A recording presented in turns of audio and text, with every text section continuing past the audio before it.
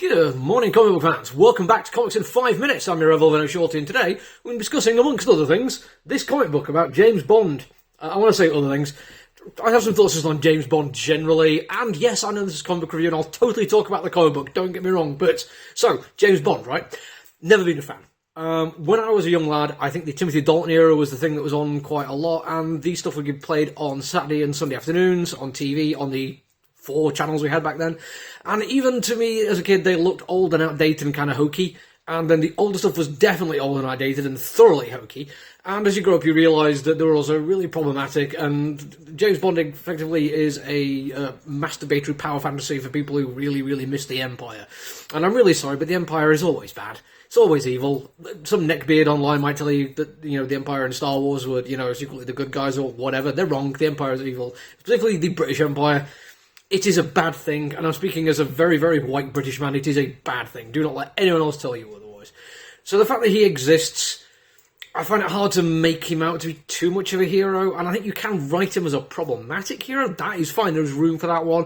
But if you're going to try and rewrite it and make out that he's not as bad as everyone thinks he is, because, he is, you run the risk of actually ignoring fundamental aspects of the character. And I'm okay with changing things up. I think you can have some fun by modifying stuff and making giving people a different way to look at something. But just absolutely changing who he is and what makes him who he is, I'm not so fine on that one. Thankfully, Ennis does a pretty good job of this. Very early on, we get him just being casually racist, which is fine.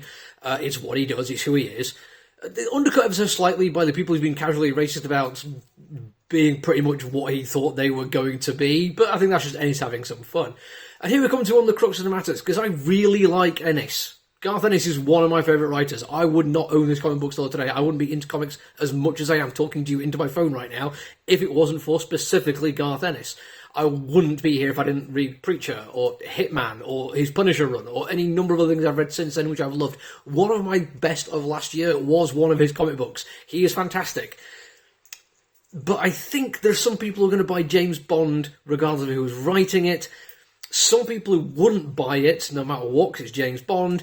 And there's people like me who are willing to give it a shot when something interesting is doing it. And here we get to the other problem, because one of the other things I'm into because of Mr. Ennis is, yeah, I used to like Warren Ellis. Before he was outed and everyone now knows his degenerate sex pest that he is, I read his James Bond, and it was perfectly meh. I've since spoken to the people who actually do like James Bond, and they said, yeah, it wasn't a great comic book either. But it just kind of goes to show that if you're going to just do this character as it is, sometimes it doesn't really matter who you are. You are stuck within the lines quite too much. And some characters you can play around with it a little bit, like Zorro, when it's not actually Zorro, because many years have passed and Zorro may have been fictional. The new character certainly is.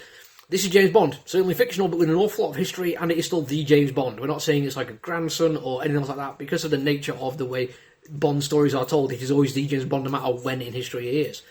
And that means you're always going to have to just do what the story requires. And as much as I like Garth Ennis, that's pretty much what he does. And he's not bad. I mean, that intro seems pretty cool. There's also a lot of exposition. We find out the science mumbo-jumbo that this thing's going to be out. That's like threatening all humanity. Then he goes and meets an older 00 agent who's retired. And I really hope that it turns out this older guy's actually way more progressive and less of a racist than Bond. I think that would be absolutely hilarious. And there's an explosion at the end, and it's cool. It explains a lot about what's going on. Unfortunately, it doesn't do much other than that, but it is an issue 1. You've got to hope that it's going to build up, and at least it looks good. I'm going to temper this a little bit, because it's an artist I'm not 100% familiar. In fact, I have to double-check the person's name. Rafael Bosco. He does everything he can with what he's being given, which unfortunately isn't too much. That opening scene in which there is multiple assassinations, pretty much all the exciting stuff happens off camera. Even the explosion we get at the end, which the bits we see is pretty cool. The explosion is from a distance most of the time. I don't think Ennis really gives him much room to move here. He doesn't get a chance to, I'm going to say spread his legs, stretch his legs. There's some nice little bits he does with form I quite like. There's a nice bit of a 3-panel page where there's time progression done really quite interestingly, which I really like. And the stuff he does looks great. I can't really rave about anything because he doesn't get the chance to show off anything. He's mostly doing art of people having conversations. And that's fine, you can do that and make it look really, really cool, and he does, but it's also very hard to be excited about it, unfortunately. That being said, it's good, the writing is good, I just wish it wasn't James Bond.